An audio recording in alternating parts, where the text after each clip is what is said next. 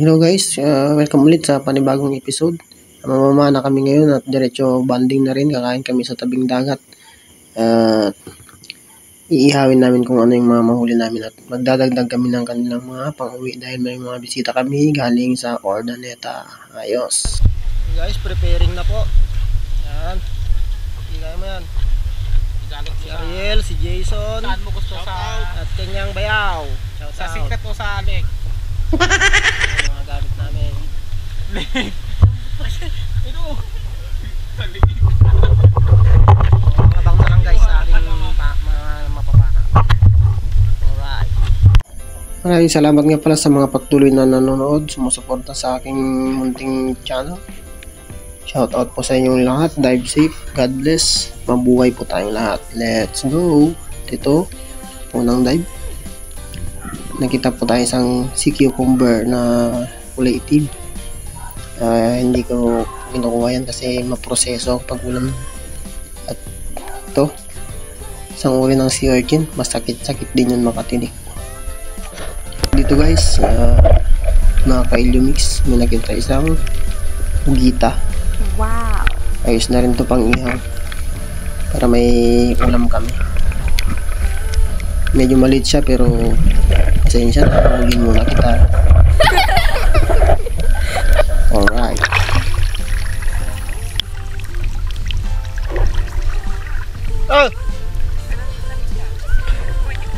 Hugita! Hugita! May pang ihaw na! Ayos! Another dive, may nakita po tayong isang manitis.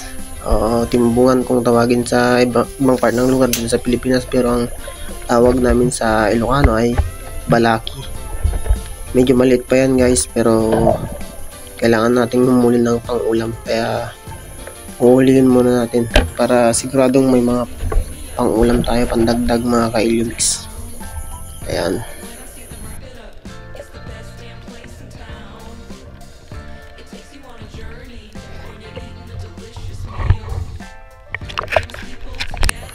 Napakaganda ng mga creature dito sa ilalim ng dagat mga ka-Illumix.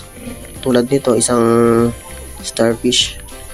Naisip ko malapit ng Christmas, kung hindi lang talaga yan nangangamoy, sasabit ko yan sa bahay. Para yun na lang yung gawin kong decoration. Ewan ko. Hindi ko alam guys kung isa itong uri ng abalone, pero ang alam ko kasi sa abalone is mayroon siyang shell, pero ito wala po, kaya hindi ko po ito kinukuha kasi wala pa naman akong nakitang nagulam nito at mahirap na. Baka dalhin tayo yan sa sementeryo. Dito nga pala ay may napana akong isang pulang isda. Barotiktik ang tawag sa amin dito sa Ilocano, pero hindi ko alam sa ibang part kung anong tawag. Ayaw para ng mga ibang ka-spear natin dahil napakatibay ng kaliskis niyan. Ang hirap kaliskisan. Dito guys, may nakita tayong isang sea cucumber. Ayan.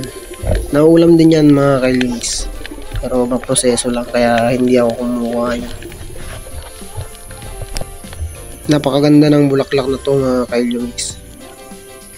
Bilog na bilog siya. Parang siyang bonsai. Ang sarap iuwi sana, kaso hindi naman kasi ito nabubuhay sa lupa, kaya yan ka lang muna. May isa tayong napanang isda na mailap, kaso nakawala, pero masama yung tama niya, kaya yan umikot-ikot. Ayan, namamatay din kasi yan mga ka-Illumix, kaya kukunin na lang natin, pandagdag ulam na rin yan mamaya. Ito yung isang uri ng sea cucumber mga ka-Illumix na ang tawag sa amin sa part ng Pangasinan ay sintron kasi napakahaba po nito. Ayan o. Ayan. At dito, biglang naputo lang akong goma mga ka-Illumix. Mapapauwi yata tayo nito, pero ayan, napatid yung mismo goma niya. Wala tayong pang-repair nito mga Illumix dito kasi nasa bahay yung pwede nating gamitin para magawa. So, babalik na lang ako sa may tricycle. At titignan kung may ekstrang pana doon. Kasi ang pagkakalam ko, nagdala si Ariel ng isang extra. Kung sana nadala ko rin yung isang extra ko, hindi na sana tayo magkakaproblema din. Kasi may pamalit tayo kaagad. Hindi na natin kailangan manghiram. Ayan o, nagpapapansin yung mga isda. Palibasa, alam nilang wala na akong pana kasi nasira. Ayan. Oh, papapicture pa.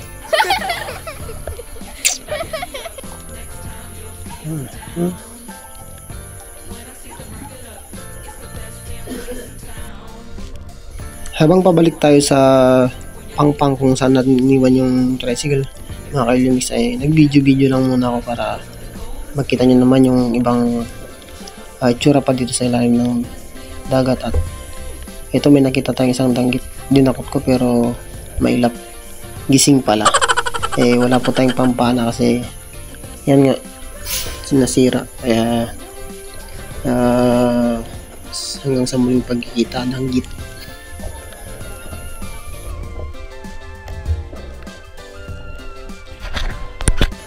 At ayan, mayroon tayong nakitang isang extra, guys. Isang DIY na pana. Dati pa niyang ginagamit before pa siya makabili ng mas maganda-gandang pana. Ito, guys, hindi ko to kabisadong pana na to, kaya good luck. Ito, may nakita isang umang kung tawagin dito sa amin, mga ka-LMX. Ayan, oh. Ayan. Hiling hari, nasa ibabaw ng bato. Kakabalik ko pa nga lang, mga ka-LMX, sa dagat at nagtawag na si Ariel na kakain na daw. At ito, habang papauwi tayo ay may nakita tayong isang dagdag pang ihaw, mga ka-LMX, isang pugita. So bali, dalawa na yung pugi na natin na iihawin. Ayos. Para matikman din naman ng ating mga bisita. Dinakma ko na lang yan, mga ka-LMX, kasi sa liit niyan, pag pinana ko baka sumablay pa at makatakas pa. Ayan, oh.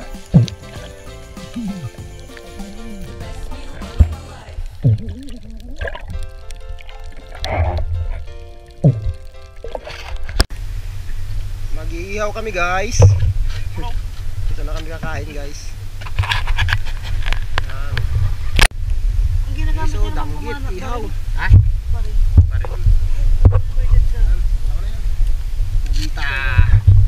Gita, dalawa. O, ayan, o. Tusukin na natin to. Ayos. Baka tusukin pa ng iba. Ayan, guys, suka.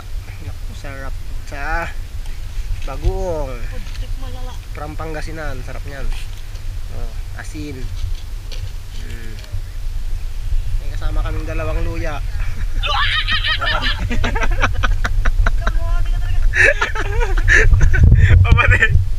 Ayan, oh. Mas malaki naman yung pangtusok. Ay, kilala natin yun. Para masarap. Kain tayo, guys, pugita. Ito sa natin sa bagoong, sili. Wow, yummy. Yan. Yung pinakamagaling na espero, dilis tinatamaan. Diba? Tuntua. Kain tayo, guys. Kain. Let's go.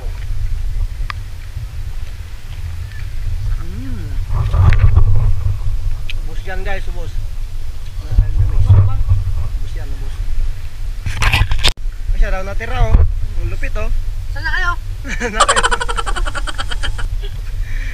Ubus, pati pantubos. So, ayan. So, Sabihin mo na lang, kakatabi mo lang. Nahuli ka na. kakaumpisa mo lang? Kakumbesa ko pa lang.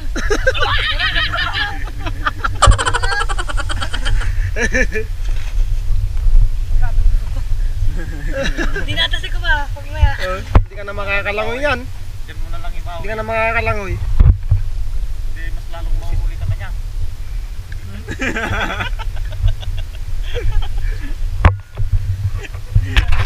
At pagkatapos nga namin kumain, mga ka-LMX, at nakapagpahinga ng konti, ito, balik tayo sa pamamana at may napana kaagad tayo sa unang dive na isang para siyang stonefish, mga ka-Illumix, pero ang tawag talaga dito is rockfish. Parang same lang din, hindi ba lang yung term.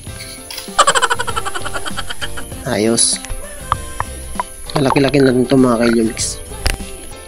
Si Ariel pala mga ka-Illumix ay hindi pa siya gaanong marunong gumamit ng pins o panyapak.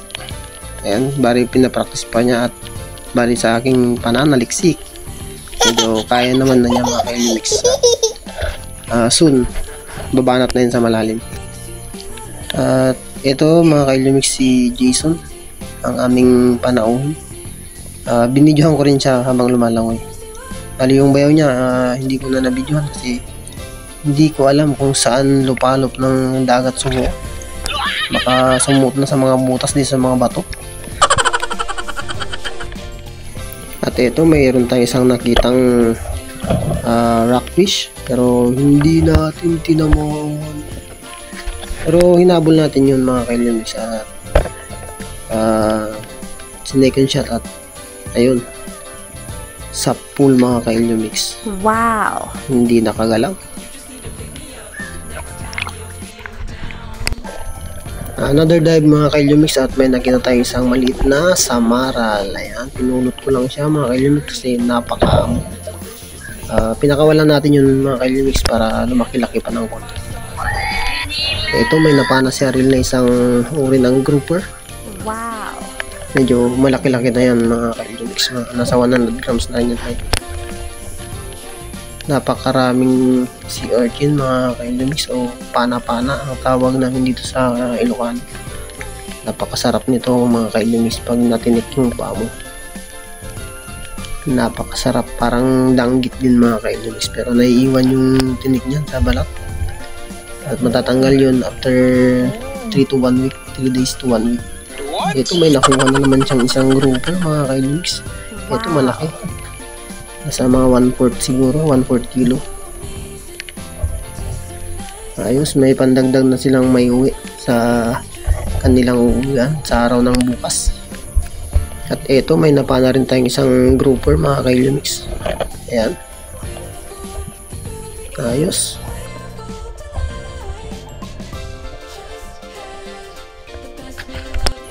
At dito mga ka-Illumix ay may nakita tayong isang uri ng butete. Ito yung nakakain na klase ng butete. Masarap ito sa gata. Kung kanina ko sana ito nakita, malamang kinuha ko kasi masarap din to pang ihaw mga ka-Illumix. Napakalasa ng atay nito. Bakit mo sabi ko? Dito ay suminya si Ariel at may nabana siyang isang malaking uri daw ng isda. At ayan, paglabas ng isda ay it's a prank. Isang danggit pala mga ka-Illumix. Medyo malapad-lapad. Nag-dive din tayo mga ka-Illumix at may nakita tayong isang danggit. Malapad-lapad na rin to mga ka-Illumix. Ayos, at may pangdagdag na rin sila ulit na may uwi sa kanilang uuwian. At yan na pala mga ka-Illumix ang huling nahuli namin sa gabing ito at uwi na rin kami. Hello guys, uwian na. Wala kaming nakuha kasi yung nakuha namin kanina kinain namin. Yung pangalawang dive namin wala na. Wala na kaming nakuha. Tapos ng kaligayahan ni Batangginyo. Uwi na siya bukas, din na siya nakabawi.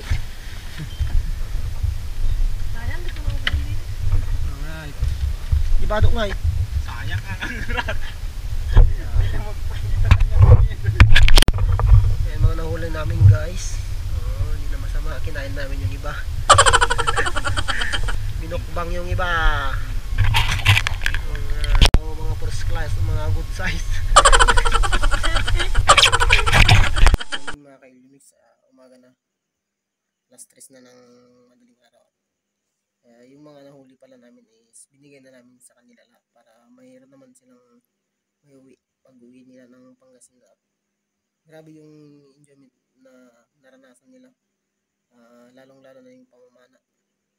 At yung banding sa tabing dagat, yung pagkain namin, nag-ihaw kami.